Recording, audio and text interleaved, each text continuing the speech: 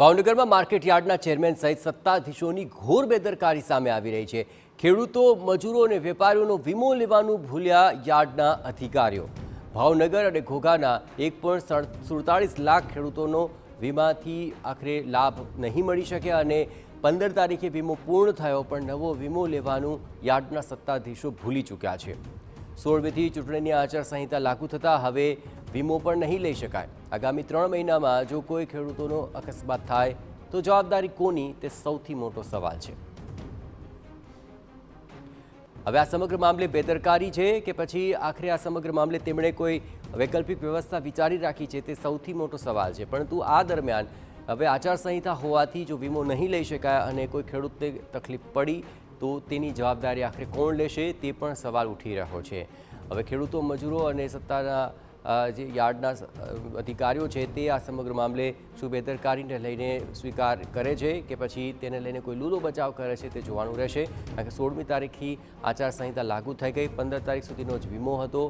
આચારસંહિતાને લીધે હવે 3 મહિના સુધી વીમો નહીં લઈ શકાય અને એ દરમિયાન જો કોઈ ખેડૂતને અકસ્માત થાય છે તો તેની જવાબદારી કોણ લેશે તેને લઈને હવે યાર્ડના સત્તાધીશો શું જવાબ આપે છે તે જોવું મહત્વપૂર્ણ બની રહેશે। કારણ કે માર્કેટ યાર્ડના ચેરમેન સહિત અધિકારીઓની આ બેદરકારી સ્પષ્ટ રીતે સામે આવી ચૂકી છે। 15 તારીખ સુધી આખરે વીમો હતો તો પહેલાં વીમો લેવા માટેની તજવીજ કેમ ન કરાય અને તેને જ કારણે હાલ આ સમગ્ર મામલે સવાલ ઉઠી રહ્યા છે। વધુ વિગતે વાત કરવા જોડાઈ રહ્યા છે TV9 સંવાદદાતા અજીત ગઢવી।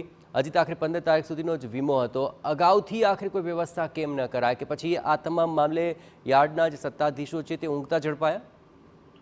જયેશ, વાત કરવામાં આવે તો ભાવનગર માર્કેટિંગ યાર્ડ અગાઉ ઘણા બધા પ્રકારના વિવાદમાં આવેલું છે, ત્યારે અત્યારે બહુ મોટી બેદરકારી, ઘોર બેદરકારી કહી શકાય, જેની અંદર ભાવનગર માર્કેટિંગ યાર્ડમાં જે હમણાં નવી જ બોડી ચૂંટાઈને આવી છે તેમાં ચેરમેન જવાબદાર ગણી શકાય અને જવાબદાર અધિકારીઓ ગણી શકાય। ગઈ 15 તારીખ છે, જો કે ભાવનગર માર્કેટિંગ યાર્ડમાં વર્ષો પછી એક બોડીનું નિર્માણ થયું છે। ભારતીય જનતા પાર્ટી બહુમતી સાથે જીત મેળવીને બોડીની રચના થઈ। ચેરમેન, વાઇસ ચેરમેનની ગઈ 7 માર્ચના રોજ પસંદગી પણ થઈ ગઈ છે, બોડી બનાવાઈ ગઈ છે। ત્યારે આ ગઈ 15 તારીખના રોજ 1,47,600 ખેડૂતો, ભાવનગર તાલુકા અને ઘોઘા તાલુકાના તમામ ખેડૂતો જે છે તેનો વીમો લેવાનો હોય છે અને જેનો ખર્ચ, જે પ્રીમિયમ હોય છે તે ભાવનગર માર્કેટિંગ યાર્ડ વર્ષોથી ભોગવતું આવ્યું છે અને 1 લાખનો અકસ્માત વીમો મળતો હોય છે।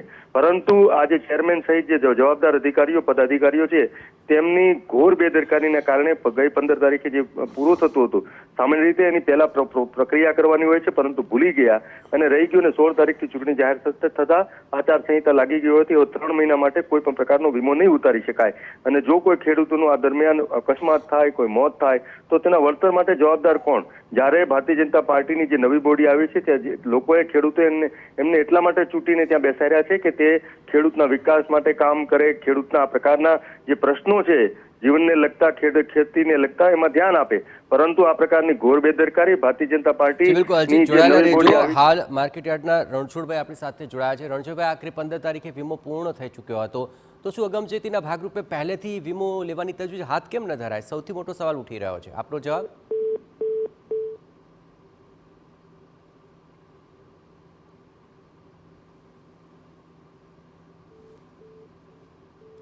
રણછોડભાઈ સાથે વાત કરીએ પહેલા અજીત, આપણે એ પણ સ્પષ્ટ કરવું રહ્યું કે આખરે આ માટે કોઈ તજવીજ થઈ હતી કે નહીં, તેને લઈને આખરે કોઈ વિગત મળી શકે છે ખરી?